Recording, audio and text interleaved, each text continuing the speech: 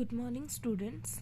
Today we will discuss on phylum Coelenterata. As we have already discussed about the phylum Porifera, today topic is phylum Coelenterata, or they are also known as cnidarians. They are aquatic and mostly marine and sessile or free living. They may be attached to a substratum or free living. Body radially symmetrical, means through any plane their body will divided into two equal half. The name cnidarian is derived from cnidoblast or cnidocytes. They have a special kind of cell, this is called cnidoblast or cnidocyte cell, which contain the stinging capsule, that contains stinging capsule or nematocyst. This is the cnidoblast cell that contain nematocyst present on the tentacles of the body. Cnidoblasts are used for anchorage. They anchorage means for the attachment and defense mechanism of the body and capture to the prey. Then what is the function of these cnidoblasts? Cnidoblasts mostly help in the defense mechanism, anchorage and capture of prey. Cnidarians exhibit tissue level of organization. We already discussed that poriferans show the cellular level of organization, and here the cnidarian shows tissue level of organization, and they are diploblastic, means outer ectoderm and inner endoderm present. They have central gastrovascular cavity. They have gastrovascular cavity with a single opening mouth on hypostome. They have only gastrovascular cavity, there will be hypostome. The digestion is extracellular and intracellular. Some of the cnidarians, example corals, these are the major cnidarians. They have skeleton is composed of calcium carbonate. Calcium carbonate is the main constituent of coral skeleton. The cnidarians exhibit two bases of body form, that is the polyps form and this is the medusa form. The former is the sessile and cylindrical. The polyps is the cylindrical and this is the asexual form, and medusa is the umbrella shaped and this is the sexual form.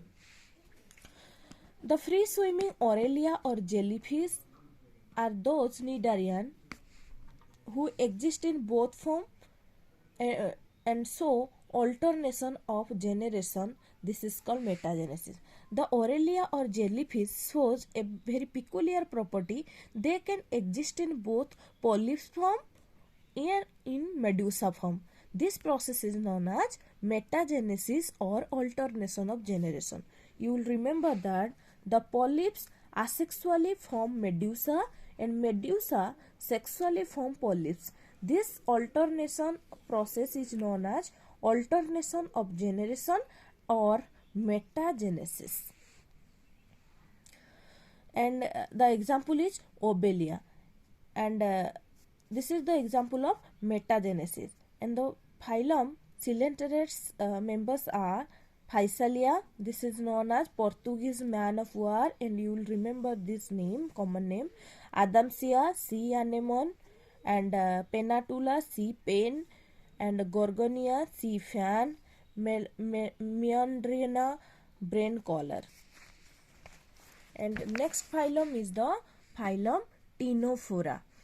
Ctenophora commonly known as sea walnut or comb jelly.